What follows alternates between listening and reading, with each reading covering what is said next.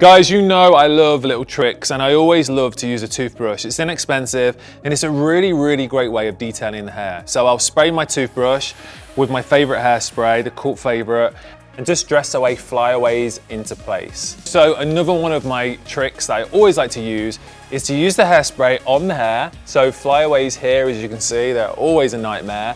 But I'll just mist them with hairspray and I'll use a curling iron on hot and I'll just push down those little flyaway hairs and it literally locks them into place and they won't move at all now. I always like to use my hairspray directly to the brush as opposed to directly to the hair. It helps to spread a really even amount of hairspray throughout the hair and also for me gives me more control. Just brush through the hair. This is an amazing hairspray, especially for color treated hair because it's not going to dull it down. So you get a beautiful glossy controlled shape.